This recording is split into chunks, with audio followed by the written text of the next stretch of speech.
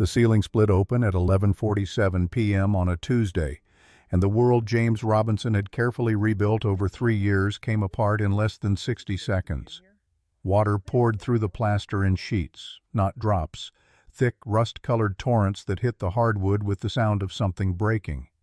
He was in the kitchen when he heard Emily scream, a high, thin sound that went straight through his chest like a blade. He moved without thinking, bare feet slapping wet floor, shoulder hitting the doorframe as he rounded the corner into her bedroom.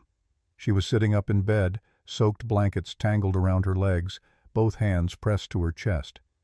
The stuffed rabbit Jennifer had given her 2 months before the cancer took her was floating in 6 inches of water beside the nightstand. Emily's breathing came in short, wheezing gasps, each one catching in her throat like gravel. James scooped her up, felt her heart hammering against his palm through the thin fabric of her pajamas. Too fast. Way too fast. He waded through the flooding room, Emily's face buried in his neck, her small body trembling. The upstairs tenant's pipe had burst, and judging by the volume of water still coming down, it had been going for a while before the ceiling gave way. His phone was on the kitchen counter. He laid Emily on the couch, wrapped her in the only dry blanket he could find, and dialed 911 with shaking hands. The dispatcher's voice was calm, professional, asking questions James barely registered. Yes, his daughter had a pre-existing heart condition. Yes, she was breathing but struggling. Yes, he could stay on the line until the ambulance arrived. Emily's eyes were wide, scared in a way that made him want to punch through a wall. He smoothed her wet hair back from her forehead, forced his voice into something steady. "You're okay, baby. Just breathe slow. In through your nose, out through your mouth. Remember what Dr. Patel taught you?" She nodded, tried to copy him, but her chest kept hitching. The water was still pouring from the ceiling, spreading across the apartment floor, soaking into everything they owned. James didn't care. He kept his hand on Emily's chest, counting her heartbeats, praying they'd slow down. The paramedics arrived in 8 minutes.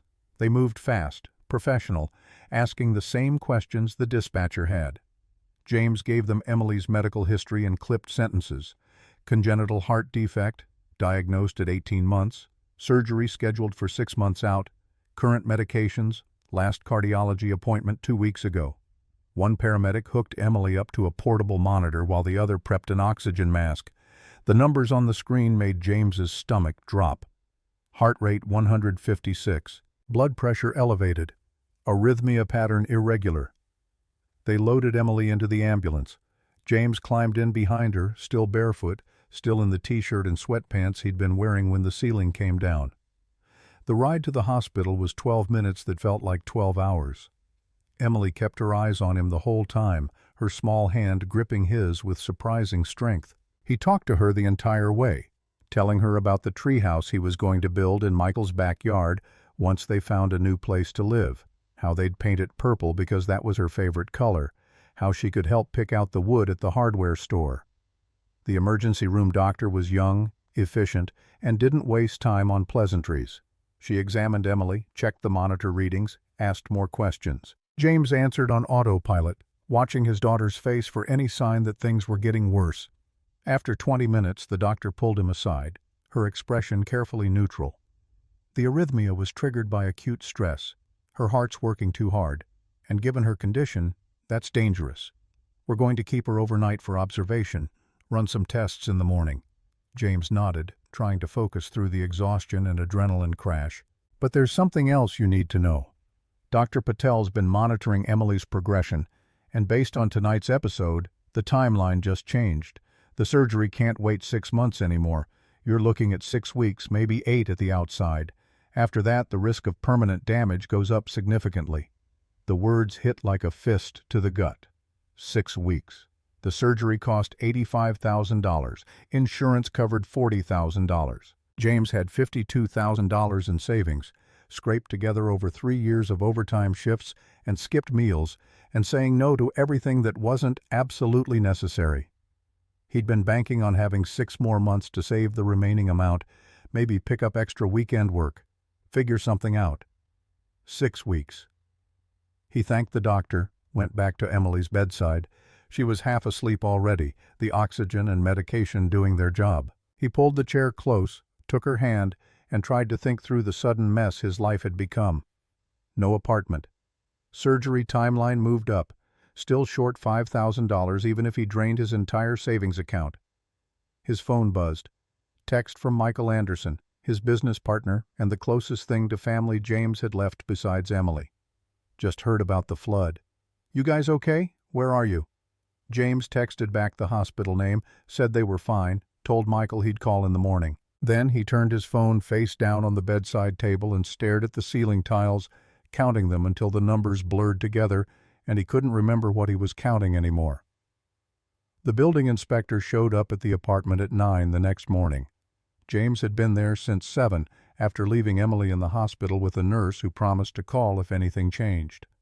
The water had stopped sometime around 3 a.m. when the maintenance crew finally shut off the main line. What was left looked like the aftermath of a hurricane. Warped floors, soaked furniture, ceiling plaster hanging in strips, mold already starting to bloom in the corners.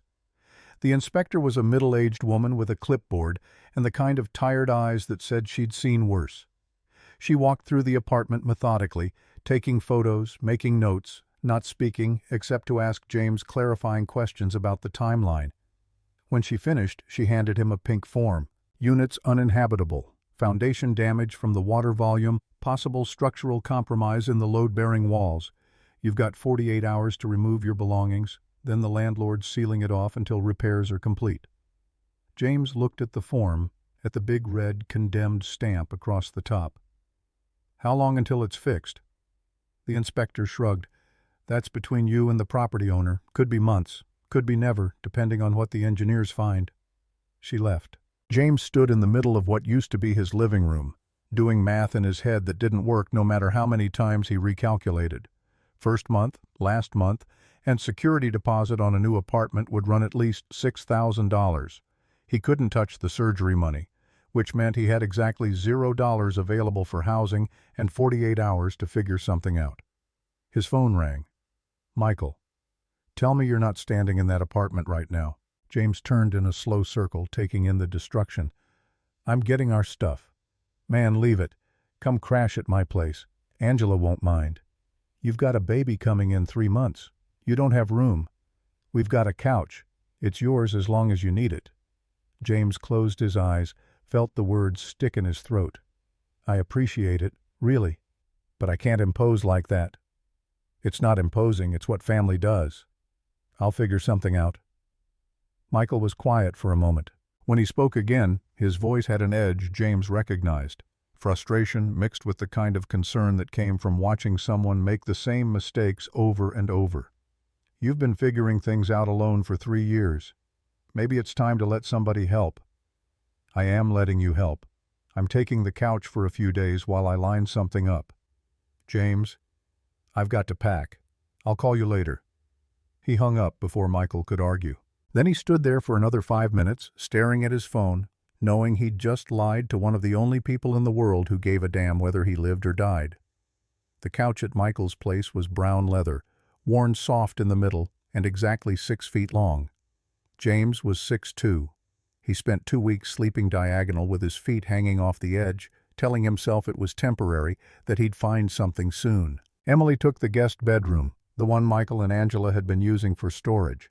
They cleared it out without being asked, hung purple curtains Emily picked out at the dollar store, made her feel welcome in a way that made James's chest tight every time he walked past the doorway.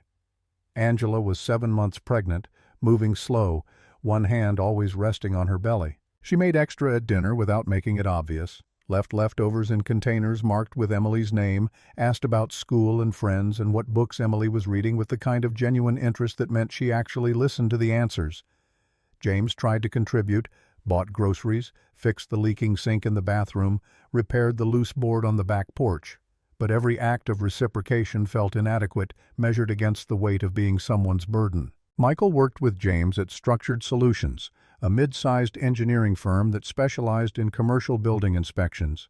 They'd met 5 years ago on a job site in Savannah, realized they had the same approach to work, meticulous, thorough, unwilling to sign off on anything that didn't meet code, even if it meant arguing with contractors who wanted corners cut. When James's wife got sick, Michael was the one who'd covered his shifts without being asked, who'd shown up at the hospital with coffee at 2 in the morning, who'd helped carry Jennifer's casket and then gone back to James's apartment after the funeral to do the dishes and take out the trash because James couldn't figure out how to make his hands work for simple tasks anymore. So when Michael said James could stay as long as needed, James knew he meant it. And that was exactly the problem. Michael would let him stay indefinitely, and Angela would smile and say it was fine, and James would watch them rearrange their lives around his inability to solve his own problems until the resentment started creeping in at the edges, quiet and corrosive. He gave himself a deadline: 2 weeks to find housing, 3 at the absolute outside. On day 13, his phone rang at 11 p.m. He was lying on the couch in the dark, Emily asleep down the hall, Michael and Angela's bedroom door closed. The caller ID said Chelsea Brooks. James stared at the name for 3 rings before answering. "Hey." Chelsea's voice was careful, the way people sounded when they were trying to appear casual about something that definitely wasn't. "James, hi. I heard about the flood. I'm sorry. That's awful. Thanks." Silence stretched between them, filling up with all the conversations they hadn't had in the 6 months since she'd ended things. Chelsea had been good at first, patient with Emily's medical needs, understanding when dates got canceled because of doctor's appointments, genuinely trying to make space for the reality of James's life. But 3 months in, the trying started showing. Little comments about how other couples went on actual vacations, had spontaneous weekends, didn't spend every Saturday morning at cardiology checkups. Then bigger comments about how James was so focused on Emily that there wasn't room for anyone else, how she felt like an accessory to his real life instead of a part of it. The breakup had been civil. Chelsea said she needed someone with more availability. James said he understood. They'd agreed to stay friendly. And then they hadn't spoken for half a year until right now. "I wanted to help," Chelsea said. "I know you're probably looking for a place, and I was talking to my landlord and I thought maybe she could help." James sat up, the leather couch creaking under his weight. "Your landlord?" "She owns properties all over the city, like 40-something buildings, and I mentioned your situation, and she said she might have something available." "Chelsea, I appreciate the thought, but I can't afford—" "Just hear me out, please. She owns this house, 4 bedrooms, needs work. It's been sitting empty because it's condemned, but she's trying to restore it instead of demolishing it like the board wants. She needs someone who knows construction, someone who can fix it properly. I told her you're a structural engineer, and she seemed interested." James processed this slowly, trying to find the trap. "What's the catch?" "No catch. Just meet with her. See if it's something that could work. For Emily's sake, at least consider it."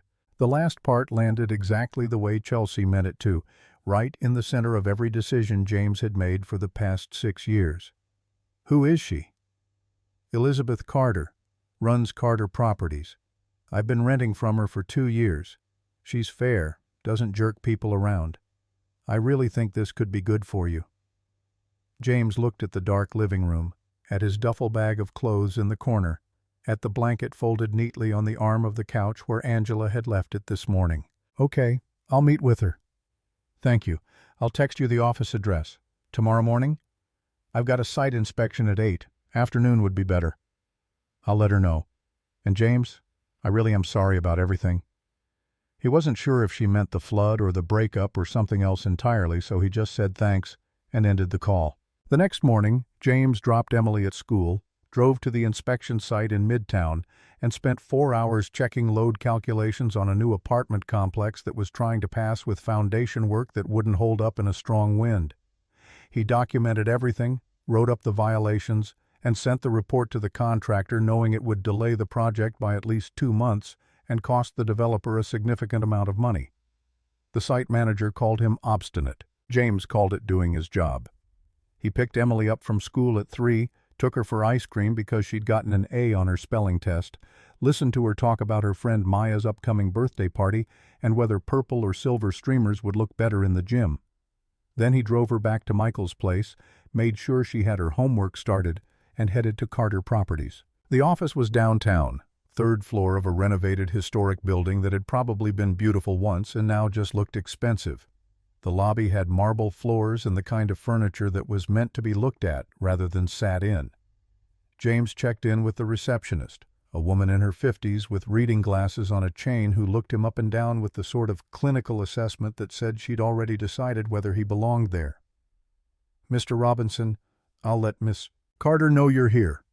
He sat in one of the decorative chairs, pulled out his phone, and answered 3 work emails. 4:30 became 4:45. 4:45 became 5. At 5:15, Emily texted asking when he'd be home. He texted back saying soon, probably, and felt like a liar. At 5:30, a woman in a charcoal suit and heels that added 3 inches to her already considerable height appeared in the lobby doorway. "Mr. Robinson, I can see you now." James followed her down a hallway lined with framed photos of properties, restored Victorians, modern apartment complexes, mixed-use developments. Her office was corner-positioned, windows overlooking the street, desk clear except for a laptop and a single file folder. She gestured to the chair across from her desk, sat down and opened the folder without preamble. Chelsea mentioned a housing situation. James studied her. Dark hair pulled back, minimal jewelry, the kind of posture that came from years of boardroom meetings where showing weakness meant losing ground. Elizabeth Carter looked like someone who'd built something from nothing and had no intention of letting it fall apart. "My daughter and I need a place to live. The apartment we were in flooded, got condemned. I'm currently staying with a friend, but that's temporary." Elizabeth's eyes flicked up from the folder. "Chelsea said you're a structural engineer. Senior engineer at Structured Solutions. Commercial and residential building inspection, code compliance, structural assessment. How long have you been doing this?" 12 years. Started with residential framing, worked my way through community college, got my degree from Georgia Tech, been doing inspections for 7 years. Elizabeth closed the folder, leaned back in her chair. "I own a property that's been condemned for code violations. 4 bedrooms, 2 bathrooms, built in 1987. Foundation issues, water damage, outdated electrical. The board wants to demolish it as part of a development project, but I think it can be salvaged." "Why do you care if it gets demolished? Development's probably more profitable." Her expression didn't change, but something shifted in her eyes. Recognition, maybe, or respect for the directness. "Because the board's wrong. Not everything old needs to be torn down and replaced. Some things are worth restoring." James filed that away as information that meant more than it appeared to. "What exactly are you proposing?" "You assess the property. Give me an honest evaluation of what needs to be done to bring it to code.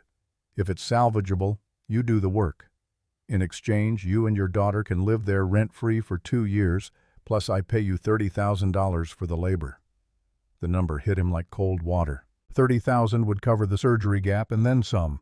Rent-free for 2 years would let him rebuild savings, get stable again. It sounded too good, which meant there was something he wasn't seeing. "Why me? You could hire any contractor in the city." "Chelsea vouched for you. Said you're thorough, honest, and don't cut corners. Those are rare qualities in this business." "I'd need to pay for materials myself." Elizabeth's eyebrows rose slightly. "I can cover materials." "I'm sure you can, but I pay my own way. Materials come out of my pocket. You cover equipment rental and my labor fee. Those are my terms." The silence that followed felt like being measured and weighed. Elizabeth studied him with the kind of attention that suggested she was recalculating something.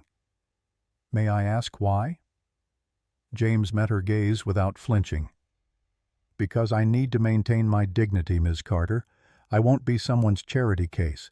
This is a business arrangement. I pay for what I use, you pay for what I do. That's how it stays professional." She stood, extended her hand across the desk. "Deal. I'll have the paperwork drawn up. Can you start Monday?" James shook her hand, felt the firmness of her grip, the calluses that said she'd done more than just sign contracts in her career. "I'll need to see the property first. Tomorrow morning, 10 a.m., I'll text you the address." He left the office feeling like he'd just agreed to something more complicated than a simple housing arrangement, but unable to identify exactly what. On the drive back to Michael's place, Emily called. "Daddy, when are you coming home?" The word home stuck in his throat. They didn't have a home. They had Michael's couch and a guest bedroom that belonged to someone else. "Soon, baby, 20 minutes. Can we have spaghetti for dinner? If Michael and Angela haven't already started cooking, sure. Miss Angela said she was waiting for you to decide." James pulled into a gas station parking lot, sat there with the engine idling. Angela was 7 months pregnant and waiting for him to decide what to cook for dinner in her own house, because they were guests, and she was too kind to make them feel like an imposition. "Tell her spaghetti sounds great. I'll pick up the ingredients on the way." He stopped at the grocery store, bought pasta and sauce and the kind of garlic bread Emily liked, spent $23 he needed for other things. When he got to Michael's place, Angela was sitting at the kitchen table with her feet up, reading something on her tablet. She smiled when he came in, started to get up. "Stay there. I've got it." He cooked while Emily set the table and Michael came home from a late meeting, and they all sat down together like they were a family instead of a temporary arrangement held together by goodwill and necessity. The spaghetti was fine. The conversation was fine. Everything was fine in the way that meant nothing was actually okay. After dinner, James cleaned up while Michael helped Emily with her math homework. Angela came into the kitchen, poured herself water, watched him scrub the pot with more force than required. "You found something?" It wasn't a question. James rinsed the pot, set it in the drying rack. "Maybe. Meeting with the landlord tomorrow to look at a property." "That's good news." "Yeah." Angela leaned against the counter, one hand on her belly, her expression gentle in the way that made him feel simultaneously grateful and ashamed. "James, you know we're happy to have you here as long as you need." "I know, and I appreciate it more than I can say. But we both know we need our own space." "Do we? Because from where I'm standing, it seems like you're the only one who thinks that." He turned to face her, dish towel in hand. "You're having a baby in 3 months. You need the guest room. You need your house back. I won't be the reason you can't prepare properly." "You're not a reason. You're family." The word landed heavy. James looked at this woman who'd opened her home without hesitation, who'd made his daughter feel safe when everything else was falling apart, who was standing here 8 weeks from giving birth and telling him he was family. "Thank you," he said, and meant it for more than just the housing. "But I still need to do this. For Emily. For me." Angela nodded slowly. "Okay, but the door stays open, you understand? If this new place doesn't work out, if you need anything, you come back here. No questions, no judgment. Deal." She squeezed his arm on the way out of the kitchen, and James finished the dishes, wondering how he'd ended up so far in debt to people who wouldn't let him pay them back. The condemned house sat at the end of a street that had seen better decades. The neighboring properties were a mix of renovated bungalows and tear-downs waiting for developers to make them profitable. Elizabeth's car was already in the driveway when James pulled up at 9:58, a black sedan that probably cost more than he made in a year.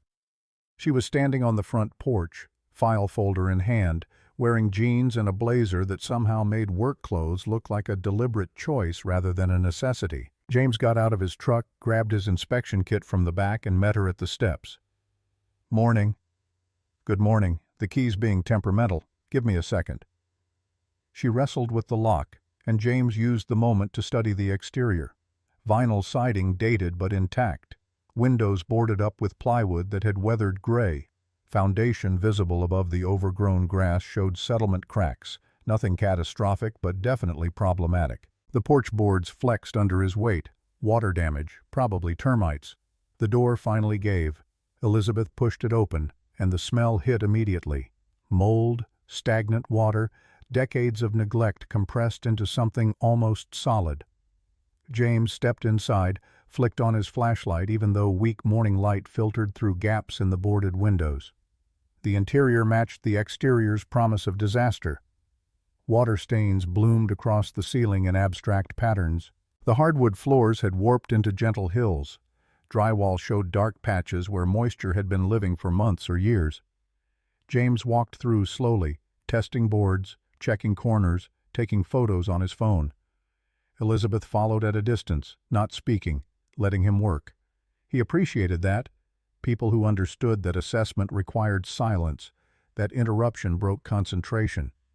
The kitchen was worse.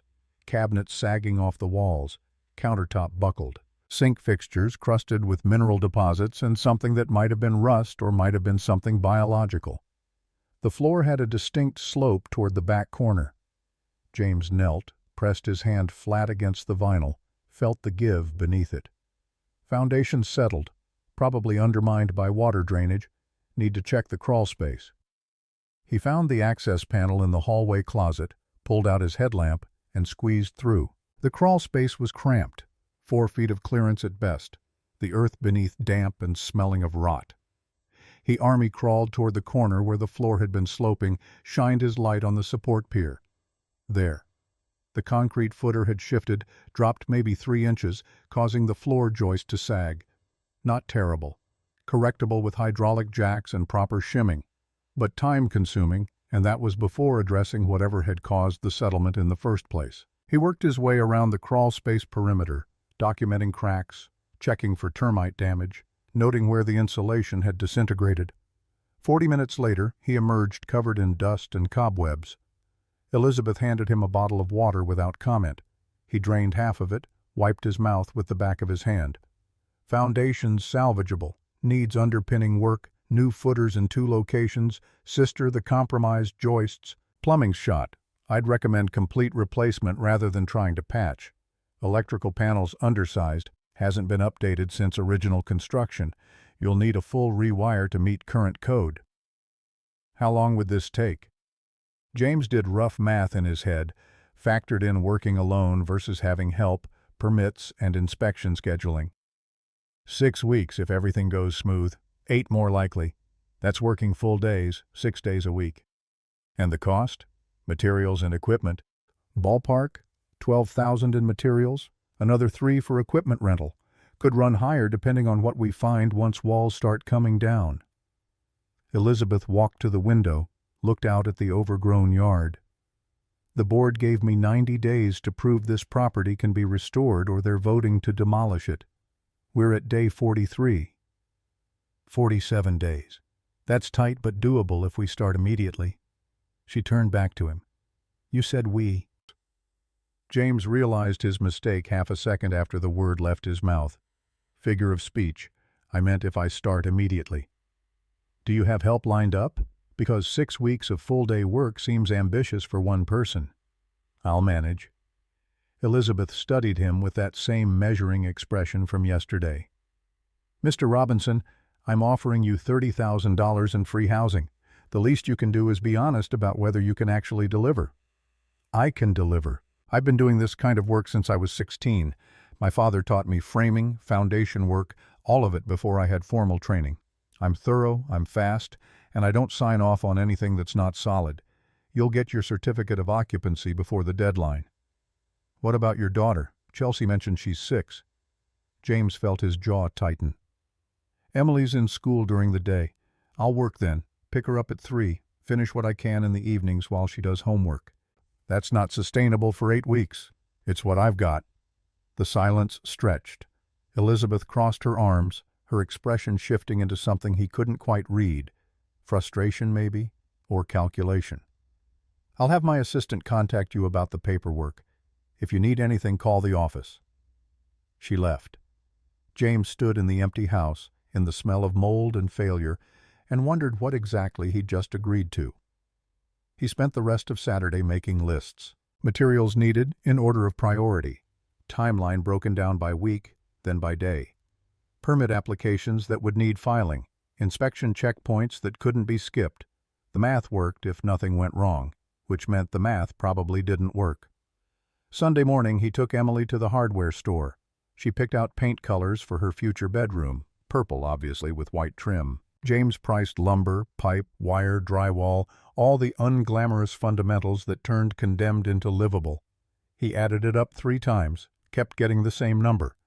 $8,200. That was materials only, no equipment, no contingency for surprises. He had $8,000 in accessible cash if he didn't touch the surgery fund. Close enough. He bought the paint, let Emily pick out a new paintbrush, and drove back to Michael's place feeling like he was standing at the edge of something too deep to see the bottom.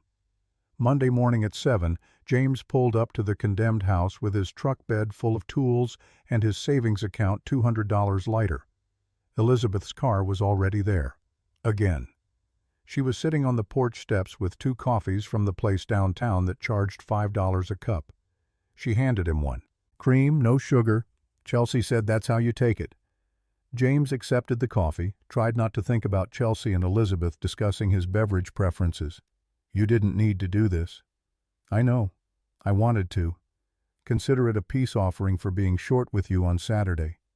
"You weren't short. You were direct. I appreciate direct." Elizabeth smiled, quick, genuine, gone before he could analyze it. "Then we'll get along fine. I cleared my morning to go over the contract terms in person. Do you have a few minutes?" They sat on the porch while she walked him through the paperwork. Standard liability clauses, payment schedule broken into phases, certificate of occupancy requirement, timeline penalties if he didn't deliver. It was fair, more than fair. James signed each page, initialed the margins, and tried to ignore the voice in his head that sounded suspiciously like Michael telling him he was making another mistake. Elizabeth collected the papers, stood. "I'll get out of your way. Call if you need anything." She was halfway to her car when Emily's voice called from the driveway. "Daddy!" James turned. Emily was walking up the path, backpack bouncing, Michael a few steps behind, looking apologetic. "Sorry, man. She insisted on seeing the new place before school. Wouldn't take no for an answer." Emily reached the porch, looked up at the house with the kind of unfiltered assessment only children managed. "It smells weird. It needs work. That's why we're here." She noticed Elizabeth, who'd stopped halfway to her car. "Are you the broken house lady?" Elizabeth blinked, clearly recalculating whatever she'd been about to say. "I own the house, yes. My daddy's going to fix it. He fixes everything." "I've heard that." Emily walked closer, studying Elizabeth with the same careful attention she gave to new things in her environment. "You're pretty, but you don't smile very much." "Emily." James's voice came out sharper than intended. "It's okay." Elizabeth crouched down, bringing herself to Emily's eye level. "You're right. I don't smile much. Maybe I'll have more reasons to once your daddy fixes my broken house." Emily considered this, then reached out and touched the fabric of Elizabeth's blazer. "This is soft, like my blanket." "Thank you. Do you have kids?" "No." "Why not?" Elizabeth glanced up at James, something unreadable in her expression. "I was too busy building houses." "You can build houses and have kids. My daddy does." "Your daddy's better at balancing things than I am." Michael cleared his throat. We need to get you to school." Emily grabbed her backpack, gave Elizabeth a gap-toothed smile. "Bye, broken house lady." "Goodbye, Emily." James watched them go, Michael tossing an "I told you this was complicated" look over his shoulder. When the car disappeared around the corner, Elizabeth stood, brushed invisible dust from her jeans. "She's direct. Must get that from you." "Sorry. She doesn't have much of a filter." "Don't apologize. It's refreshing." Elizabeth walked to her car, opened the door, then paused. "Mr. Robinson?" "Your daughter's right. You do seem like someone who fixes everything. Just make sure you're not fixing so much that you forget to fix yourself." She left before he could respond. James stood there holding his expensive coffee, watching her car disappear, and wondering when exactly he'd lost control of the simple transaction he'd thought he was entering. The first swing of the sledgehammer felt like breaking a promise. James stood in what would eventually be Emily's bedroom, 10-pound hammer raised, aimed at the water-damaged drywall that had been rotting since before he'd ever heard of this house. The impact sent dust cascading through the morning light, particles dancing in the air like disturbed ghosts. He swung again, then again, until a section of wall collapsed inward and he could see the framing beneath, 2x4s dark with mold, insulation hanging in clumps. Worse than expected. Always worse than expected. He spent the first 3 days gutting, pulled down ceilings, ripped out cabinets, yanked rotted subflooring until the house was skeletal, exposed. The dumpster in the driveway filled faster than anticipated. James adjusted his materials budget downward, then downward again, trying to make $8,000 stretch far enough to matter. Michael stopped by Wednesday evening, found James on his knees prying up linoleum that had fused to the underlayment through decades of moisture. "You look like hell." James didn't look up. "Thanks for the observation. Emily asked me 3 times today when you'd be done working. Told her I didn't know. Tell her 2 more weeks until we can move in. 6 until it's really finished." Michael crouched beside him, handed over a bottle of water James hadn't realized he needed. "You're working yourself into the ground, again. I'm on a deadline." "You're always on a deadline. That's your problem. You treat everything like an emergency." James finally met his eyes. "Emily needs stability. This house is stability. Therefore, emergency. Emily needs a father who doesn't collapse from exhaustion. That's stability too." They worked in silence after that, Michael helping haul debris despite having no obligation to be there. By 9 p.m., they'd cleared the entire first floor down to studs and joists. James locked up, drove back to the temporary guest bedroom that wasn't theirs, and found Emily already asleep with her math textbook still open beside her. He closed the book, pulled the blanket up to her chin, and stood there watching her breathe. The surgery was in 5 weeks. The house needed to be livable in 4. The math worked if he didn't sleep, didn't eat, didn't exist as anything except the machine that solved problems. Thursday morning brought Elizabeth back. She arrived at 7:30 carrying a white paper bag that smelled like fresh pastries and the kind of coffee James couldn't afford on a regular Tuesday. "Thought you might need fuel." James accepted the bag, looked inside at croissants from the French bakery 2 blocks from her office. "You didn't need to do this." "We've established I don't need to do most things. Doesn't mean I won't." She walked through the gutted house, taking in the destruction with the clinical eye of someone who'd seen properties in worse shape. Her footsteps echoed on the exposed subfloor. When she reached what used to be the kitchen, she stopped. "How bad?" "Foundation settled more than I initially thought. Need to jack up the whole back corner, pour new footers, let them cure before I can frame the floor properly. Sets me back 4 days minimum." Elizabeth pulled out her phone, typed something. "I'll call the concrete contractor I use. Rush job. They can pour tomorrow if I ask." "I can't afford rush pricing." "I can." James set down the pastry bag, turned to face her directly. "Ms. Carter, I appreciate the help, but we had an agreement. I pay for materials. That includes concrete. The agreement was that you restore this house to code within my timeline. If standard concrete delivery takes a week and rush delivery takes 1 day, then rush delivery becomes part of meeting the timeline. That's logistics, not charity." She was right technically, and they both knew it.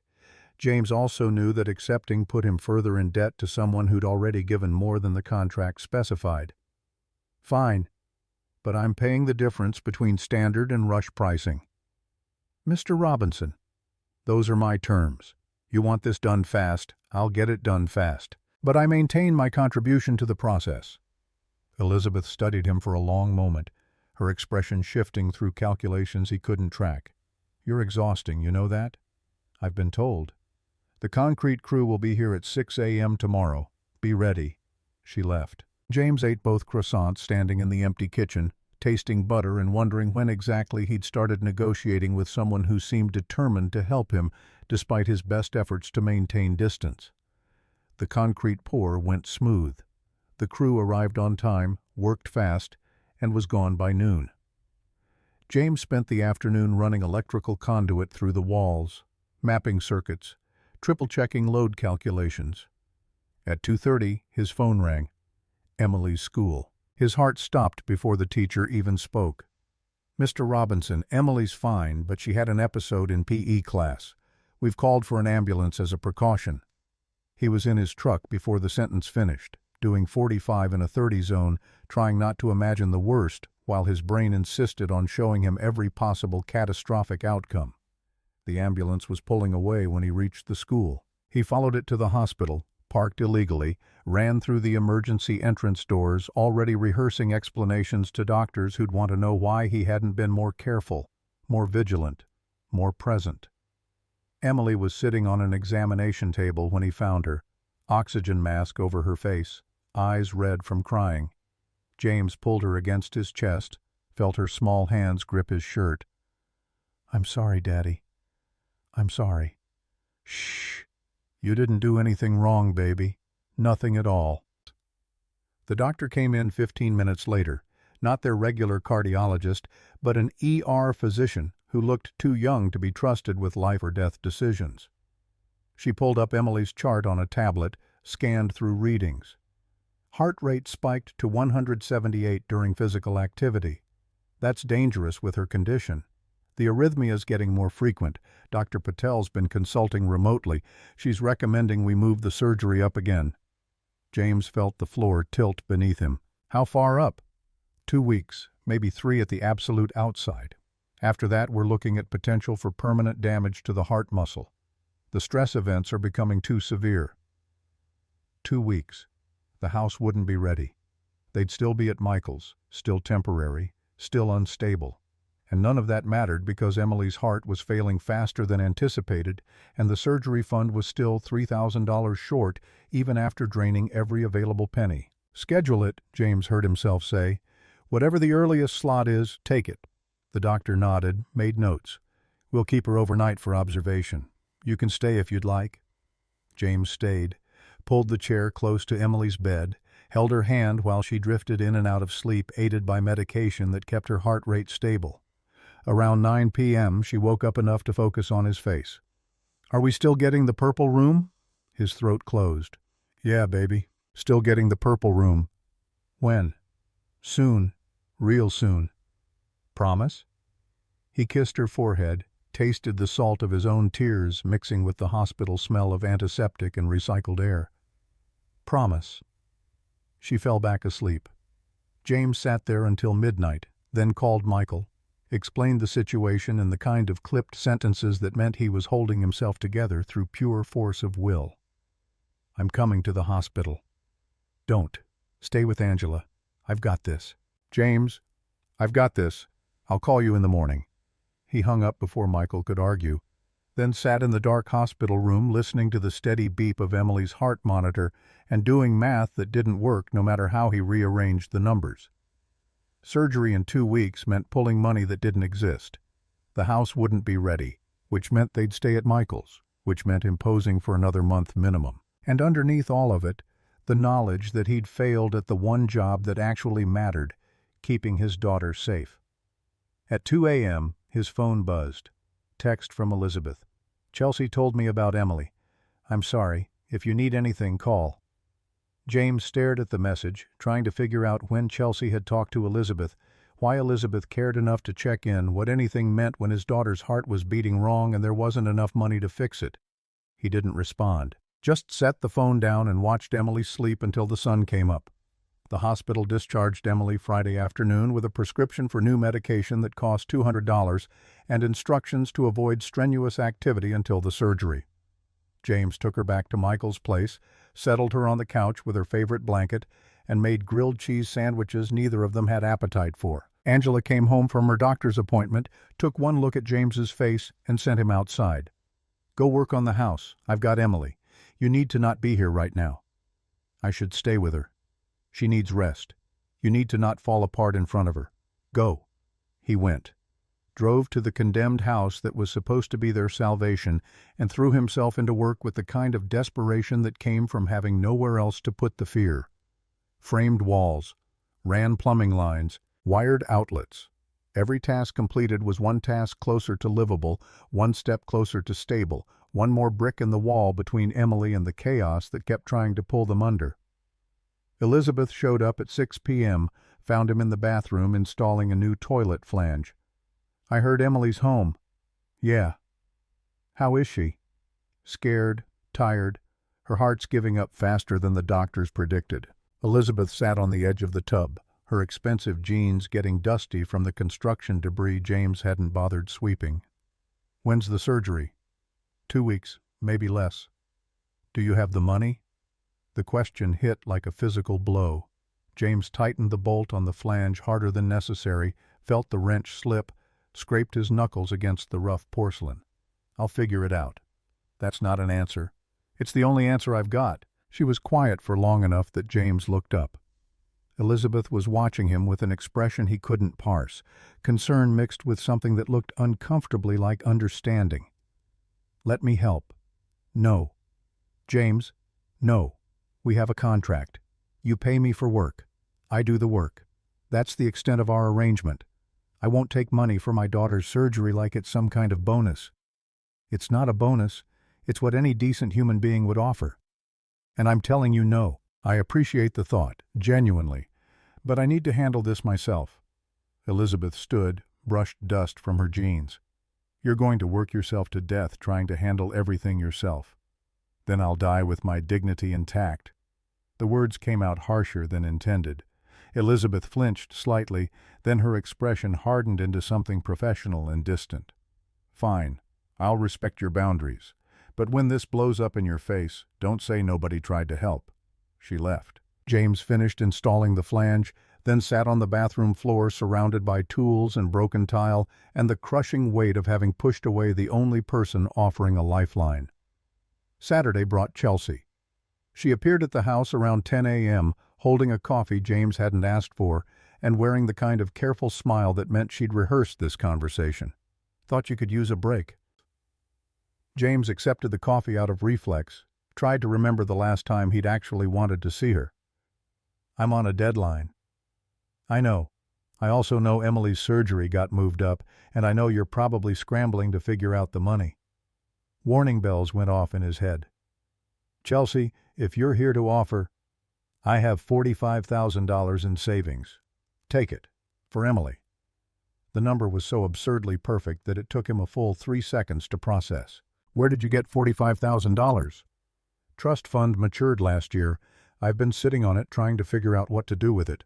This is what I should do with it." James set down the coffee, turned to face her fully. "Why would you do this?" "Because I care about you. Because I made a mistake letting you go, and I want to prove I can be the partner you need." There it was, the transaction underneath the transaction. Chelsea offering money not because Emily needed surgery, but because Chelsea wanted James back and thought generosity would buy what affection hadn't managed. "I can't take your money." "Why not?" "Pride? James, this is Emily's life we're talking about." "Which is exactly why I can't tie it to getting back together with you. That's not fair to anyone involved." Chelsea's expression shifted from earnest to hurt to angry in rapid succession. "I'm not asking you to get back together. I'm offering to help your daughter." "Are you? Because it sounds like you're offering to help my daughter in exchange for a second chance at a relationship that ended for good reasons." "That's not—" She stopped, reset. "Okay. Fine. Yes, I want another chance. I want us to try again. I was wrong about you being too focused on Emily. I get that now. I'm different. But I'm not. I'm still exactly the person you left because I couldn't give you enough attention. Emily still comes first. That hasn't changed, and it won't change, and I need you to understand that before you make any offers." Chelsea crossed her arms, her voice dropping to something quieter and sharper. "So what? You're just going to struggle alone forever? Refuse every hand extended because you're too stubborn to admit you need help?" "I'll accept help when it doesn't come with strings attached." "There are no strings. I'm offering you $45,000, no contract, no expectations, except you just told me you want us to try again. That's a string, Chelsea, a big one, and I won't teach Emily that we survive by accepting favors from people who want something in return." She stared at him, tears welling up in eyes that had once looked at him like he was worth the trouble. "You're unbelievable, you know that? Someone tries to help you and you throw it back in their face." "I'm not throwing anything. I'm being honest. If you want to give me $45,000 with absolutely zero expectations of relationship reconciliation, put it in writing and I'll consider it. But we both know that's not actually what you're offering." Chelsea grabbed her purse, headed for the door, stopped with her hand on the frame. "I love you, James. I know you don't believe that, but I do." And watching you destroy yourself because you're too proud to accept help from someone who cares about you is the hardest thing I've ever done." "Then stop watching." She left. James stood in the empty house, surrounded by half-finished construction and the echo of an offer he couldn't accept, and wondered if pride was the same thing as dignity or just another word for the kind of stubbornness that got people killed. Sunday, he worked 14 hours straight. Monday, 15. By Tuesday evening, the electrical was done, the plumbing rough-in complete, the walls ready for drywall. James moved through the tasks like automation, barely sleeping, eating when he remembered, ignoring Michael's increasingly concerned text messages. Wednesday afternoon, Elizabeth showed up with a man in a county inspector's uniform. They walked through the house together, Elizabeth pointing out completed work, the inspector making notes on his tablet. When they finished, he turned to James. "This is solid work. Better than most contractors I see. You do this professionally?" "Building inspection and structural engineering. This is personal project." The inspector nodded. "Well, your personal project is passing everything so far. I'll need to come back for finals after drywall and paint, but you're on track for occupancy certification." He left. Elizabeth lingered, examining the new wiring James had run through the living room walls. "You're ahead of schedule." "Barely." "Take the compliment, Mr. Robinson." James set down his drill, looked at her properly for the first time since their bathroom argument. "I'm sorry for how I responded Friday. You were trying to help, and I was harsh. You were protecting your boundaries. I understand that, even if I don't agree with it. There's a difference between boundaries and walls. I might have built a wall." Elizabeth smiled. Small, genuine, the first real one he'd seen from her. "I've built a few walls myself. I recognize the architecture." They stood there in the quiet house, dust motes floating between them, and James felt something shift in his chest that had nothing to do with exhaustion or stress. "My ex-girlfriend offered me money. $45,000. Exactly what I need for the surgery." "Are you taking it?" "No, she wants something in return. Not officially, but the expectation's there." "Good." James raised an eyebrow. "Good? She doesn't get to buy her way back into your life because your daughter's sick. That's manipulation dressed up as generosity." "That's what I thought. Nice to have it confirmed." Elizabeth walked to the window, looked out at the street. "I'm going to make an offer, and I need you to listen to the whole thing before you say no." "Ms. Carter." "Elizabeth, if we're going to argue about money and dignity, we should at least be on first-name basis." "Elizabeth, then. But I already told you. I own another property, 3 blocks from here. Small commercial building, used to be a coffee shop.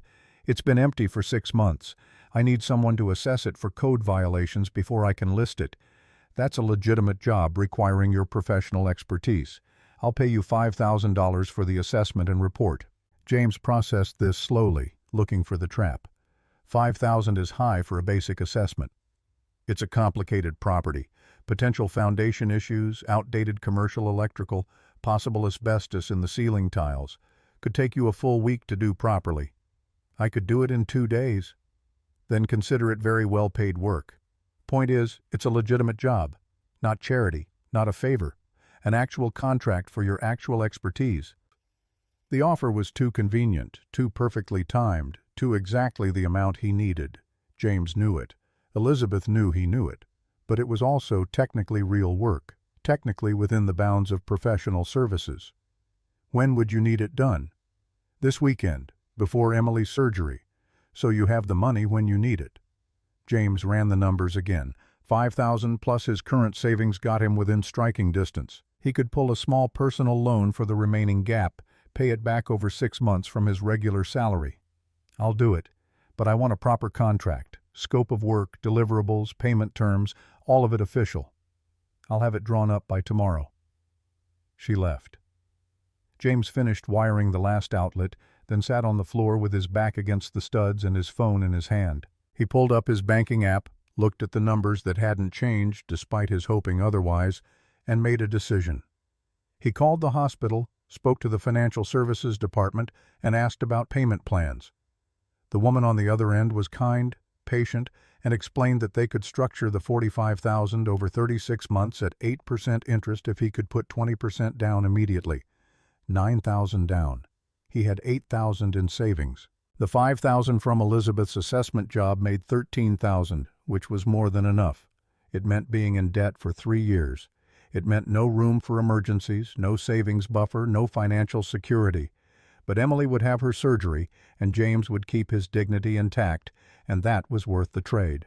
He accepted the terms, hung up, and sat there feeling simultaneously relieved and terrified. Thursday morning, Elizabeth's assistant delivered the contract for the commercial property assessment.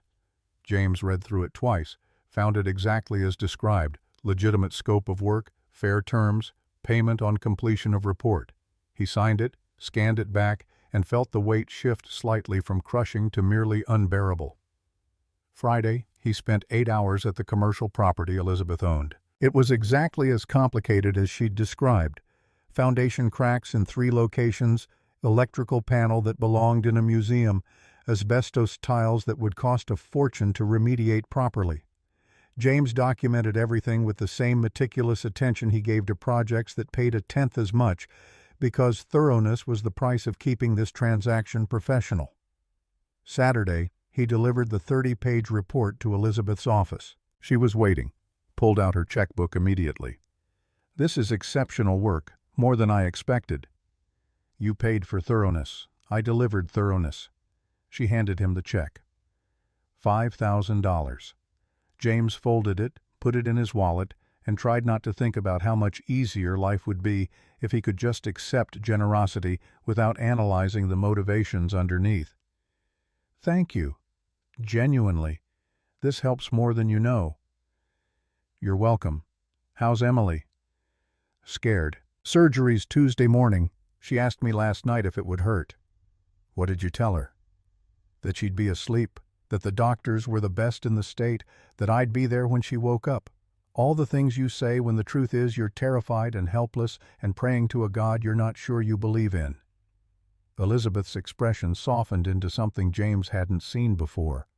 Vulnerability, maybe, or the kind of empathy that came from personal experience with fear. "She'll be okay.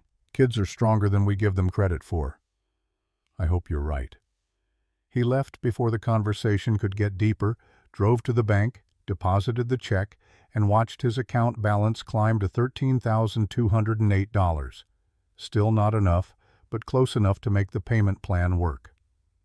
Sunday, he took Emily to the park. She couldn't run or climb or do any of the things she wanted to do, but they sat on a bench and fed ducks stale bread Michael had given them and talked about the purple bedroom that was almost ready. "Will I like living there, Daddy?" "I think so. It's got a big backyard. You could have a swing set." "Will Miss Elizabeth visit us?" James looked at his daughter, at her too thin frame and her brave smile and her eyes that saw things he wished she didn't have to understand yet. "Maybe sometimes. She's busy with work." "She likes you." "What makes you say that?" "She looks at you the way Miss Angela looks at Mr. Michael, like you're important." James didn't have a response for that. They fed the ducks in silence, and he tried not to think about Elizabeth's expression when she'd handed him the check, or the way her voice had softened when she'd asked about Emily, or the fact that his 6-year-old daughter apparently had better emotional perception than he did. Monday, the hospital called to confirm surgery time. 6 a.m. Tuesday. Pre-op at 4:30. James arranged for Michael to drive them, told his boss he'd need the week off, and spent the evening packing a bag for Emily filled with books and her favorite stuffed rabbit and the purple paint sample card she'd been keeping under her pillow. That night, Emily couldn't sleep. She came into the living room where James was reviewing the hospital paperwork for the 16th time, climbed onto the couch beside him. "What if I don't wake up?" His heart stopped. "You'll wake up, baby." "But what if I don't? What if my heart stops and they can't fix it?" James put down the paperwork, pulled her into his lap. "Then I would miss you every single day for the rest of my life. But that's not going to happen. Dr. Patel is the best surgeon in 3 states. She's done this operation hundreds of times.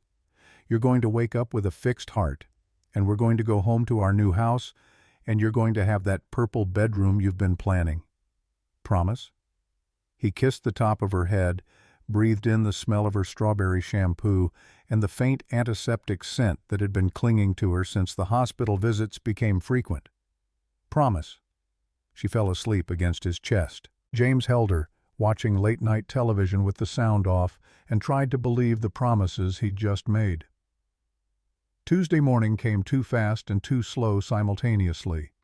They arrived at the hospital at 4:15. Emily changed into the gown that was 3 sizes too big, let the nurses take her vitals, smiled bravely when they inserted the IV, even though James could see her hands shaking. Dr. Patel came by at 5:30, explained the procedure one more time, answered Emily's questions about whether she'd have a scar and if it would look cool and whether she could tell her friends she was part robot now. She left, and a different nurse arrived to administer the sedative. Emily's eyes started drooping within minutes. James held her hand, watching her slip under, and felt his own heart breaking in ways he didn't have words for. "Love you, Daddy," she mumbled, already half gone. "Love you too, baby. See you soon." They wheeled her away. James stood in the empty pre-op bay, staring at the curtain she'd disappeared behind, and felt Michael's hand on his shoulder. "She's going to be fine." "You don't know that." "No, but I believe it anyway." They went to the surgical waiting room. Angela was already there despite being 8 months pregnant and supposed to be on bed rest. She hugged James without saying anything, which was exactly what he needed. They sat in uncomfortable chairs designed by people who'd never spent 6 hours terrified, and waited. At 7:40, Elizabeth walked in. She was carrying coffee and a bag from the bakery Emily liked, and she looked like she'd been up since dawn. "What are you doing here?" "Chelsea told me the surgery was today. Thought you might need company." Michael and Angela exchanged a look James pretended not to see. Elizabeth sat down, handed him coffee, and didn't try to make conversation when it became obvious he couldn't handle small talk. 8 a.m. became 9. 9 became 10. At 10:30, James's phone rang. Unknown number. He answered with shaking hands. "Mr. Robinson? This is Dr. Patel. The surgery went well. Emily's in recovery. You can see her in about 20 minutes. The relief was physical, immediate, overwhelming. James doubled over, pressed his forehead to his knees, and tried to remember how to breathe properly. Michael squeezed his shoulder. Angela was crying. Elizabeth sat perfectly still, her coffee cup raised halfway to her mouth, frozen in the moment of receiving good news. "Thank you," James managed. "Thank you." He hung up, looked at the 3 people who'd showed up to wait with him through the worst morning of his life. Michael, who'd been there since the beginning. Angela, who'd made space in her home and her family without hesitation. Elizabeth, who had no reason to be here except that she'd chosen to be. "She's okay. Surgery went well." They let him see her first, alone. Emily was still unconscious, breathing tube removed but oxygen mask in place, monitors beeping steady rhythms. James pulled the chair close, took her hand, and watched her chest rise and fall with a heart that had been fixed. She woke up around noon, groggy and confused, saw him sitting there and smiled. "Did they fix it?" "Yeah, baby, they fixed it." "Does that mean I can run now?" "Eventually. Need to heal first." "Will it take long?" "Few weeks. Then you'll be faster than ever." She fell back asleep. James sat there holding her hand, listening to the monitor's steady confirmation that her heart was beating properly, and let himself believe that maybe, just maybe, they'd actually make it through this. Elizabeth knocked on the doorframe around 2 p.m. "Can I come in?" James nodded. She approached quietly, looked at Emily with the kind of careful attention people reserved for fragile things. "She looks peaceful. Medication helps. I should go. Let you rest." "Elizabeth." He stopped, tried to find words for something he didn't fully understand yet. "Thank you. For being here.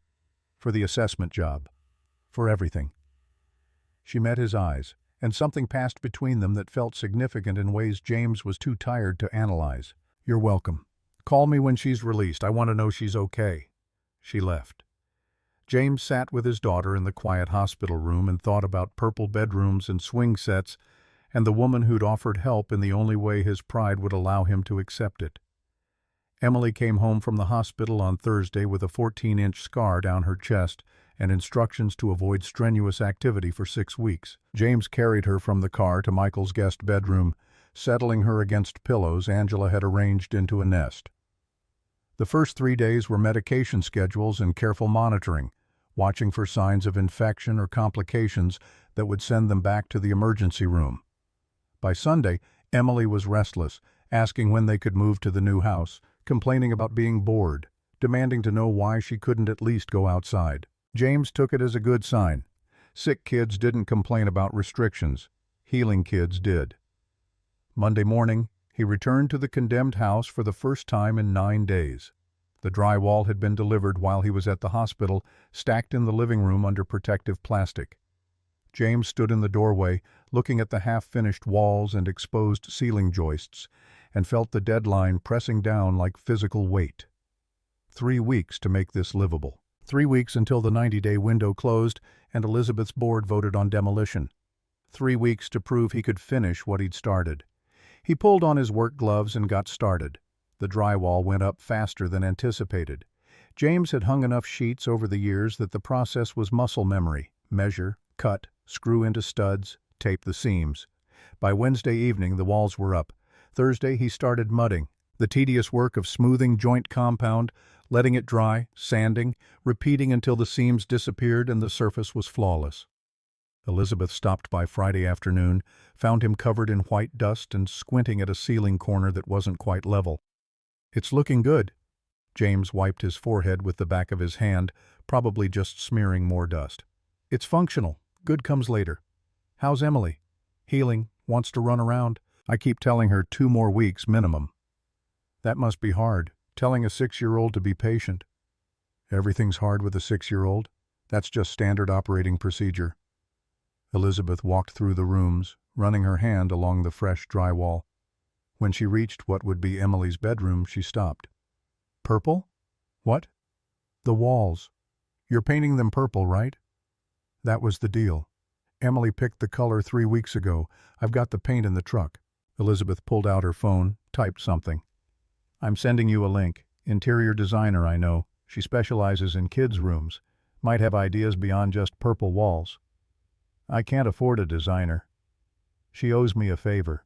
Consider it a consultation, not a service." James's jaw tightened. "Elizabeth, we've talked about this. It's a consultation. Free. She's literally doing nothing except offering suggestions. You can ignore every single one if you want. But Emily deserves a room that's more than just functional, and you deserve to not carry every burden alone." She left before he could argue further. James stood in the empty bedroom, staring at his phone where the link had appeared, and wondered when he'd become so suspicious of kindness that he couldn't tell the difference between help and control. The designer's name was Patricia Lewis. She called that evening, cheerful and energetic in a way that suggested she hadn't spent the last month balancing surgery schedules and construction deadlines. "Elizabeth said you're building a room for your daughter? Tell me about her." James described Emily, her personality, her interests, the fact that she'd just had major surgery and deserved something special to come home to. Patricia listened, asked questions, and by the end of the conversation had sketched out ideas that went far beyond purple paint. "What if we did a purple accent wall with clouds? I can send you a stencil pattern. And there's this company that makes glow-in-the-dark stars that actually look realistic. Your daughter could fall asleep looking at a night sky." It sounded expensive. James said so. "The stencil's free if you print it yourself. Stars are $20 on Amazon. Paint's whatever you were already planning to spend. You're looking at maybe $40 extra total." He could manage $40, barely, but he could manage it. "Okay, send me the information." "Already in your email." "And James, Elizabeth told me about the surgery. Your daughter's lucky to have a father who builds her a sky to sleep under." She hung up. James opened his email, looked at the stencil patterns and supply list, and felt something crack in his chest that had nothing to do with exhaustion. Saturday, he painted Emily's room. Started with 3 walls and a soft lavender that was close enough to purple without being overwhelming.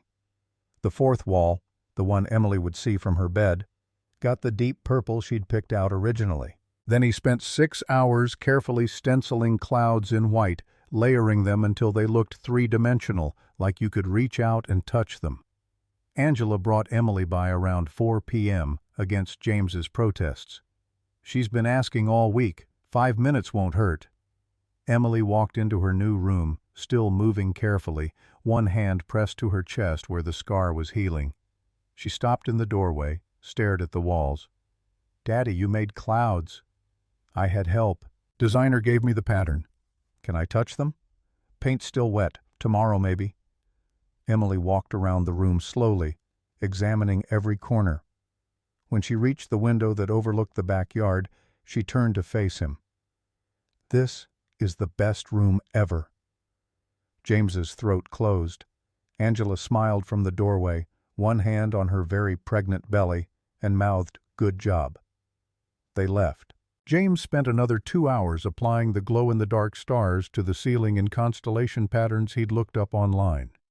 When he finished, he turned off the lights and stood in the dark, watching the stars emerge slowly like the real sky after sunset. Jennifer would have loved this.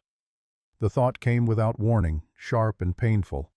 His wife had believed in small magics, surprise flowers, handwritten notes, rooms painted purple because a 6-year-old asked. She would have appreciated the clouds, would have probably added details James hadn't thought of, would have made Emily's homecoming perfect. But Jennifer was gone, and James was here alone, trying to build something that honored her memory while creating space for whatever came next.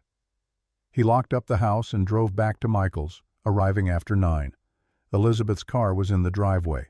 He found her sitting at the kitchen table with Angela, both of them drinking tea and talking in low voices that stopped when he walked in. "Emily wanted to wait up for you," Angela explained, "but she fell asleep around 8. Elizabeth came by to drop off some paperwork for the final inspection." James looked at Elizabeth, trying to read the expression on her face. "Could have emailed it." "I could have. Thought it might be easier to walk through the checklist in person." They sat at the table while Angela excused herself to bed. Elizabeth pulled out a folder, spread documents across the surface, inspection schedules, code compliance checklists, certificate of occupancy requirements. "Inspector comes back in 12 days. You need these items completed before then." She ran through the list. HVAC functional and tested. All electrical outlets and switches operational. Plumbing fixtures installed and leak tested. Smoke detectors in every bedroom. Carbon monoxide detector near sleeping areas. Final paint and flooring complete. James made notes, calculating hours required for each task. Tight but doable if nothing went wrong. "What happens if I don't make the deadline?" "The board votes on demolition. I've got 4 votes for restoration, 4 against. 1 swing vote who's waiting to see if you deliver. So if I fail, you lose your property. If you fail, we both lose. You need housing. I need proof that old buildings are worth saving. We're in this together whether you like it or not." She started gathering the papers. James reached out, his hand landing on hers before he'd consciously decided to move. "Why are you doing this? Really? Not the business reasons or the board politics. Why do you care this much about one condemned house and a contractor you met 3 weeks ago?" Elizabeth looked at their hands, his work roughened and scarred, hers smooth except for calluses that spoke of different labor. When she met his eyes, something in her expression had shifted from professional to vulnerable. "Because you remind me that good work matters, that doing things the right way instead of the easy way is worth the extra effort. I spent 10 years building a company that valued profit over people, and it cost me my marriage and any sense that what I was doing had meaning beyond the bottom line. Then you walked into my office and negotiated to pay for your own materials because you needed to maintain your dignity, and I realized I'd forgotten what that looked like." James didn't move his hand. "I'm not some moral example. I'm just trying to survive." "You're trying to survive with principles intact. That's rare, especially in our industry." "Your industry? I just inspect buildings." "You hold them to standards. You refuse to sign off on work that's unsafe even when it costs you opportunities. Chelsea told me about the apartment complex you failed last month. Developer offered you $5,000 to overlook the foundation issues. You said no. That's not principles, that's basic competence. People could have died if that building opened with those violations. And most inspectors would have taken the money and signed the paperwork anyway. You didn't. That matters to me. Her hand was warm beneath his. James realized he'd been touching her for 30 seconds and hadn't pulled away, which meant something he wasn't ready to examine. He withdrew carefully. I should check on Emily. Of course. Elizabeth stood, gathered her papers. At the door, she turned back. James, when this is over, the house, the surgery recovery, all of it, I'd like to take you to dinner. Actual dinner, not business meeting disguised as meal. His pulse jumped. Why? Because I want to know you outside of construction deadlines and medical emergencies. Because watching you build a sky in your daughter's bedroom made me think maybe there's space in my life for someone who sees the world the way you do.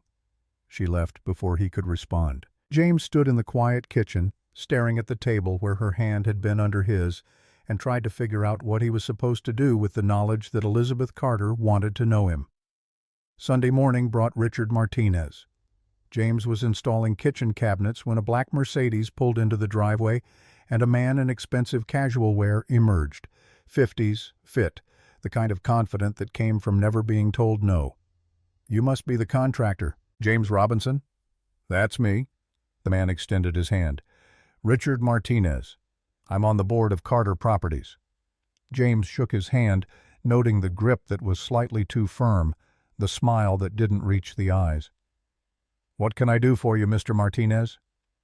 I wanted to see the progress for myself. Elizabeth's been very enthusiastic about this restoration project. Thought I'd verify the enthusiasm was warranted. Warning bells went off. James gestured to the interior. Feel free to look around. Richard walked through the house slowly, examining the drywall work, testing cabinet doors, running his hand along the window frames. His expression gave nothing away. When he returned to the kitchen, he leaned against the counter James had just installed. This is good work.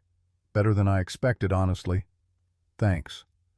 But it's not going to matter. James set down his drill. Excuse me?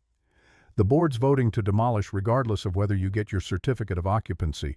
Elizabeth thinks she can save this property, but the development deal is already in motion. Too much money on the table to let one restored house derail everything. Elizabeth said the vote was split. It is. 4-4 with one swing vote. I control that swing vote, and I'm swinging toward demolition. James crossed his arms. Why are you telling me this? Professional courtesy. You've put in good work here. Hate to see it wasted. If you walk away now, I can arrange for you to get paid anyway. Elizabeth won't know until after the vote, and by then it won't matter. You're offering to pay me to quit. I'm offering to compensate you for time and materials on a project that's doomed either way. Better to take the money now than finish the work and lose it all when the bulldozers show up. James picked up his drill, lined up the next screw. I don't quit jobs halfway through. Even when finishing is pointless? Especially then. Pointless work done well is better than important work done poorly. Richard's smile vanished. You're making a mistake. Elizabeth's fighting a losing battle. This development is happening whether she likes it or not. And when it does, you'll have nothing to show for all this effort except a bruised ego and an angry ex-girlfriend. Elizabeth's not my girlfriend. No? Could have fooled me. The way she talks about you, I figured there was something there. James turned to face him directly. My relationship with Elizabeth is professional. I'm doing the work I was hired to do. That's the extent of it. If you say so. Richard pushed off the counter, headed for the door. Offer stands for another 48 hours. After that, you're on your own. He left. James stood in the kitchen, gripping his drill hard enough that his knuckles went white, and tried to process what had just happened. He called Elizabeth. She answered on the second ring. Your ex-husband just offered me money to abandon the restoration. Silence. Then, how much? Didn't name a figure. Just said I'd be compensated for time and materials if I quit now. What did you tell him? That I don't quit jobs halfway through. He heard her exhale, relief evident even over the phone. "Thank you. Richard's been trying to undermine this project since day one. He's the one who had the building condemned in the first place." "Wait, what?" The code violations were real, but Richard was the one who reported them to the county. He owns the properties on either side, wants to develop the whole block. My house is literally the only thing standing in his way. James sat down on the floor, leaning against the wall he just finished. So this was never about restoration versus demolition. This is about you and your ex-husband having a proxy war over a piece of property. It's not that simple, isn't it? He wants the land, you won't sell, so he's trying to force you out. And I'm what? Collateral damage? A pawn in whatever game you two are playing? You're not a pawn, you're... She stopped, reset. This project matters to me. Yes, partly because beating Richard matters, but also because you were right. Good work done well is worth doing even when it's hard. Maybe especially when it's hard. James closed his eyes, thinking about Emily's purple bedroom and the deadline looming and the fact that he just turned down money because his principals wouldn't let him walk away. "I need to think. James, I need to think. I'll call you tomorrow." He hung up, sat in the quiet house, and wondered when his life had become so complicated that simple construction work involved ex-husbands and board politics, and women who looked at him like he was worth fighting for. Monday morning, he showed up at the house at 6 a.m. and worked until dark. Tuesday, the same. Wednesday, he installed the last of the flooring. Laminate that looked like hardwood but cost a fraction of the price. Thursday, he hooked up the HVAC system. Michael helped him install over the weekend. Friday, Chelsea appeared. James was in the bathroom caulking around the new tub when he heard the front door open. "You should lock that. Anyone could walk in." He didn't turn around. "What do you want, Chelsea?" "I heard Richard offered you money to quit. News travels fast. This is a small industry. People talk." She leaned against the doorframe, watching him work. "Are you taking it?" "No." "Why not? You could use the money." James set down the caulk gun, turned to face her. "Because I gave Elizabeth my word I'd finish this house, and unlike some people, when I make a commitment, I keep it." Chelsea flinched. "That's not fair." "Isn't it? You left because I wouldn't prioritize you over Emily. Now you're here asking why I won't break my word for money. Seems pretty consistent to me. I came to apologize for the way I handled things, for offering you money with strings attached, for not understanding what you needed when we were together." James studied her. The woman he'd dated for 3 months, who'd met Emily and tried to build something before realizing she couldn't compete with a 6-year-old's needs. She looked different somehow. Older, maybe, or just tired in a way he recognized from his own mirror.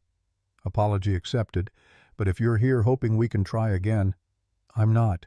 I mean, part of me wants to. But I talked to my therapist, and she helped me understand that I was using you as an escape from dealing with my own problems.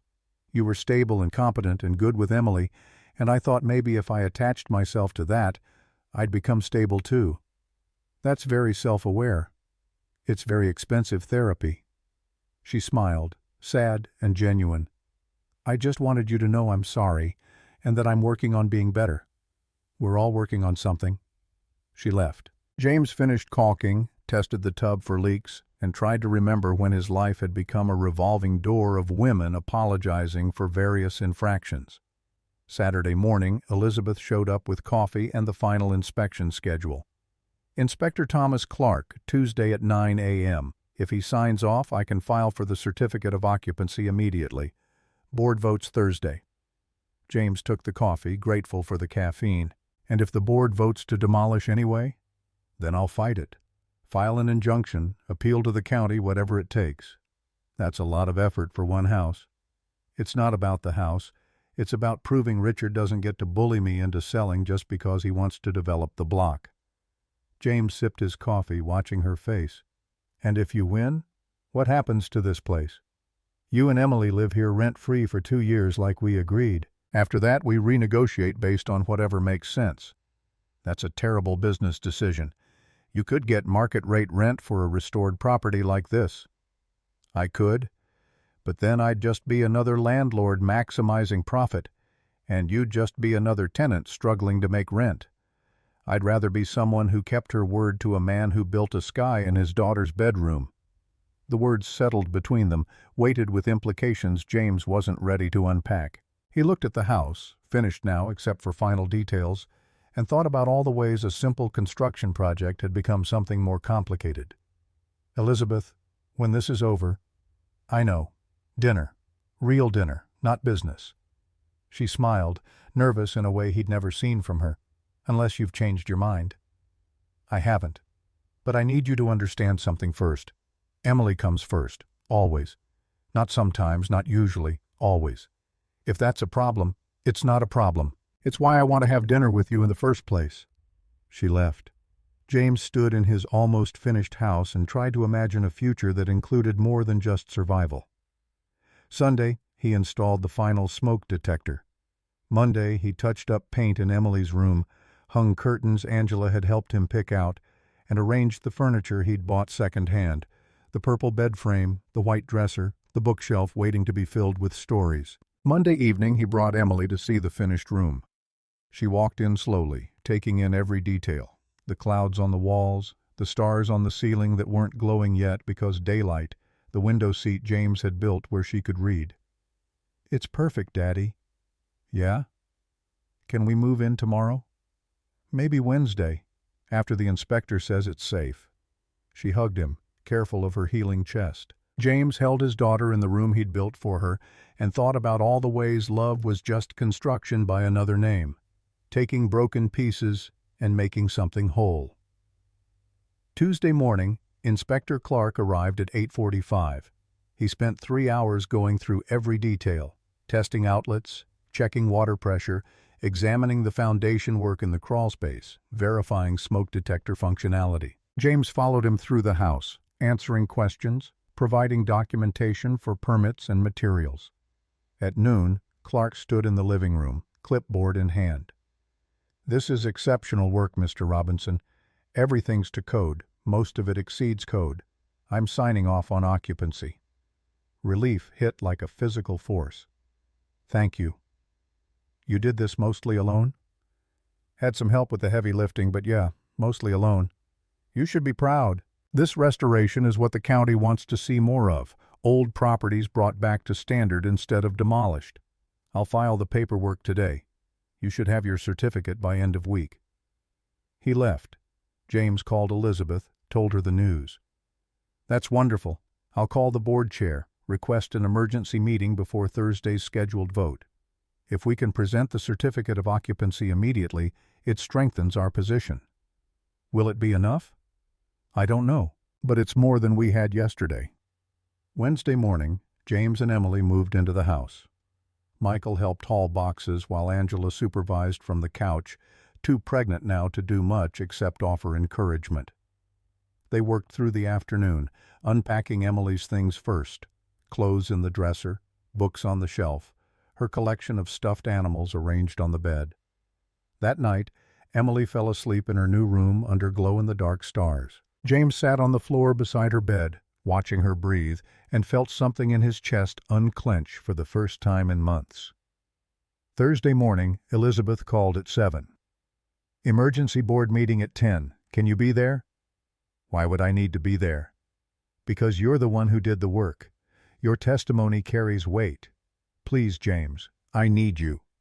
He called Michael, asked him to cover Emily for a few hours. Then he drove to Carter Properties wearing the only button-down shirt he owned and hoping he looked professional enough to face down a board that wanted to demolish his home. The conference room was on the 4th floor, all glass and expensive furniture. Elizabeth was already there, talking quietly with a woman in her 60s who looked like she'd built empires. The board members filtered in, 8 in total plus the swing vote, a man in his 40s who kept checking his phone. Richard Martinez entered last, saw James, and smiled like a shark. "Mr. Robinson, didn't expect to see you here." "Miss Carter invited me." "How nice." Elizabeth always did have a soft spot for lost causes.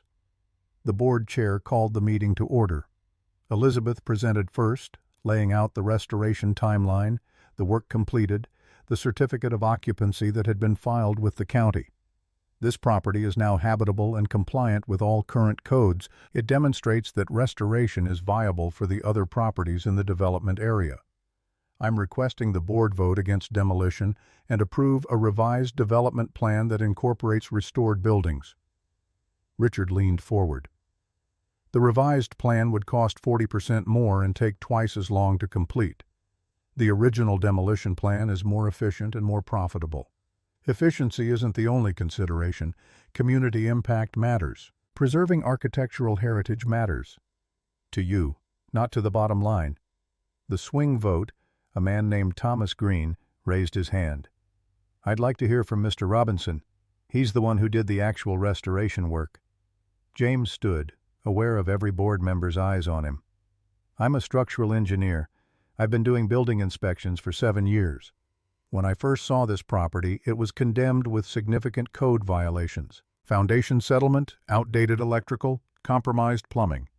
He pulled out his phone, displayed before and after photos on the conference room screen. This is what the house looked like 6 weeks ago. This is what it looks like now. Everything was brought to current code. Most of it exceeds code requirements. The work is solid and will last decades if properly maintained. Green studied the photos. How much did the restoration cost? Materials and equipment, approximately $15,000. Labor was contracted separately. And how much would demolition and new construction have cost? James looked at Richard. For a comparable 4-bedroom house? Probably $60,000 minimum, plus demolition costs. So total outlay around $75,000 versus $15,000 for restoration. Richard's expression hardened. That doesn't account for the time value of money. New construction would have been completed faster. 8 weeks versus 12 weeks, 4-week difference. Hardly significant in a multi-year development timeline. Green made notes. The board chair called for discussion. Arguments flew back and forth. Cost versus speed, community value versus profit margins, Elizabeth's vision versus Richard's pragmatism. Finally, Green held up his hand. I've heard enough. I'm voting for restoration. The financial analysis supports it, the community impact supports it, and frankly, I'm impressed with the quality of Mr. Robinson's work. That's the kind of craftsmanship we should be encouraging, not demolishing. The chair called for a formal vote. 5 for restoration, 4 for demolition. The gavel came down. Motion to demolish is defeated. The property at 847 Elm Street will remain under Carter Properties ownership with no development restrictions. Elizabeth's shoulders sagged with relief. Richard stood abruptly, grabbed his briefcase and headed for the door. He paused beside James. Enjoy your victory. It won't last. Doesn't need to last. Just needs to be real. Richard left. The board members filtered out. Elizabeth stood, walked over to James. Thank you. I couldn't have won without you. You would have found another way. Maybe, but I'm glad I didn't have to. She hesitated, then, dinner? Friday night? No business, no board meetings, just 2 people who've earned a break from constant crisis. James thought about Emily, healing and safe in her purple bedroom. Thought about the house that was finally, truly theirs. Thought about the woman standing in front of him who'd helped him keep his dignity intact through the hardest 6 weeks of his life. Friday works, but I need to be home by 8. Emily's bedtime. 7:30 reservation. I'll have you home by 8. She left. James stood in the empty conference room, looking out at the city, and wondered when he'd started believing that maybe survival wasn't the only thing worth working toward. Friday evening, Michael arrived at 6:30 to watch Emily. James had showered, shaved, put on pants that weren't work jeans. Emily examined him critically. You look fancy, Daddy. I'm going to dinner. With Miss Elizabeth? How did you know that? Miss Angela told me. She said Miss Elizabeth likes you. James crouched down to Emily's level. Would that be okay with you? If I went to dinner with Elizabeth? Emily considered this seriously. Will you still read me stories? Every night. And build me the swing set you promised? Already ordered the lumber. Then it's okay. But you have to tell me if she's nice at dinner. Deal. Elizabeth picked him up at 7. driving the black sedan he'd seen in her driveway a dozen times. She was wearing a dress, which somehow made the evening feel more real and more terrifying. The restaurant was downtown, the kind of place with cloth napkins and menus without prices. James felt immediately out of place, but Elizabeth touched his arm as they walked in. "Relax, it's just food." "Very expensive food. My treat. You saved my property. Least I can do is feed you properly." They sat, ordered, made small talk about the board meeting, about Emily's recovery, about Michael's impending fatherhood, safe topics that skirted around the actual reason they were here. Finally, Elizabeth set down her wine glass and looked at him directly. "I need to tell you something, and I need you to hear it all before you respond." James's stomach tightened. "Okay. I haven't been on a date in 3 years, not since my divorce. I threw myself into work because it was safer than risking getting hurt again. Richard was controlling, manipulative, made me feel like everything I wanted was wrong.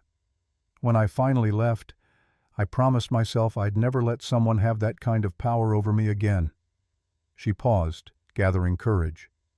"Then you walked into my office and negotiated to pay for your own materials because you needed to maintain your dignity.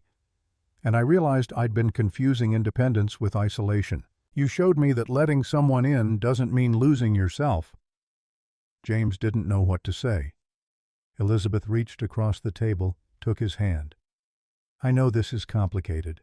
I know you've got Emily to think about, and recovery to manage, and a million other priorities. But I want to be part of your life, if you'll let me. Not as a charity case or a project to fix. Just as someone who sees you and wants to build something with you." The words hit him in places he'd been protecting since Jennifer died. James looked at their joined hands, at the woman who'd helped him save his home and his daughter, and maybe himself. "I'm not good at this. Letting people in. I've spent 3 years being self-sufficient because depending on anyone felt like setting myself up for loss." "I understand that. But Emily asked me to tell her if you were nice at dinner, and I think that means she's ready for me to try. So I'm trying." Elizabeth smiled, real and bright and hopeful. "That's all I'm asking. Just try." They finished dinner. Elizabeth drove him home at 7:50, pulling into the driveway of the house James had built. Before he got out, she leaned over and kissed him, brief, gentle, promising. "See you Sunday? I want to meet Emily properly, not as the landlord or the broken house lady, just as someone who'd like to know her." "Sunday works." He went inside, found Emily still awake despite it being past bedtime. She looked up from her book. "Was she nice?" James sat on the edge of her bed, smoothing her hair back. "Yeah, baby, she was nice." "Good, because Miss Angela says she makes you smile different." "Different how?" "Like you're happy and scared at the same time." Emily was 6 and recovering from major surgery and somehow the most perceptive person James had ever met. "That's a very smart observation." "I'm very smart."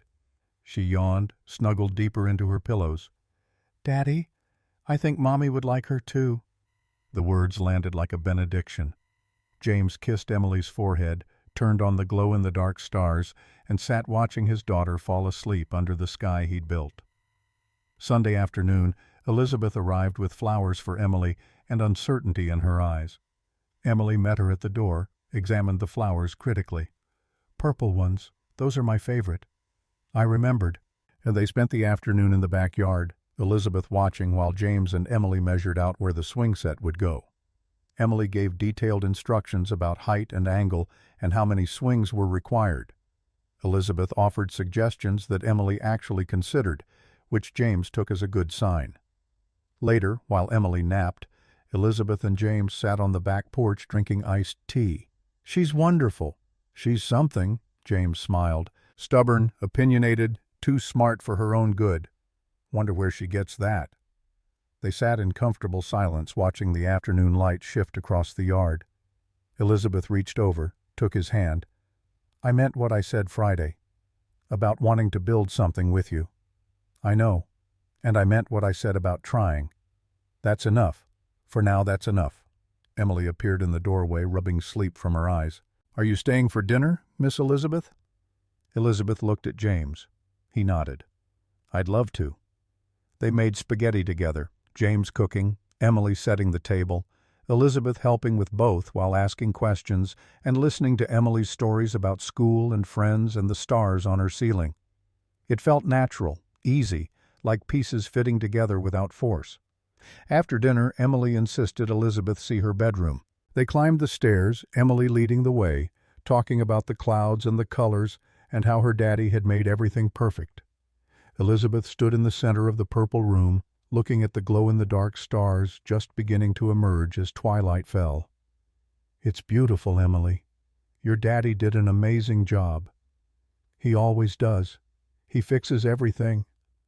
Elizabeth met James's eyes across the room, something passing between them that felt like understanding. Later, after Emily was asleep and Elizabeth was leaving, she paused at the door. "Thank you for letting me in, for trusting me with this. Thank you for being worth trusting." She kissed him goodnight, drove away, and James stood in the house he'd built, in the life he'd saved, and thought about Jennifer's voice in his memory saying, "Don't be alone." He wasn't alone anymore. He had Emily, healthy and healing. He had this house, solid and safe. And maybe, if he was brave enough to keep trying, he had a future that looked like more than just survival. The stars on Emily's ceiling glowed brighter as full darkness fell. James locked the doors, checked the windows, and climbed the stairs to his own room. Tomorrow would bring new challenges: debt to manage, a daughter to raise, a relationship to navigate. But tonight, in this house he'd built with his own hands, James Robinson let himself believe that maybe good work done well was its own reward, and maybe letting someone help wasn't the same as giving up control, and maybe love was just another form of construction, taking what was broken and building something whole.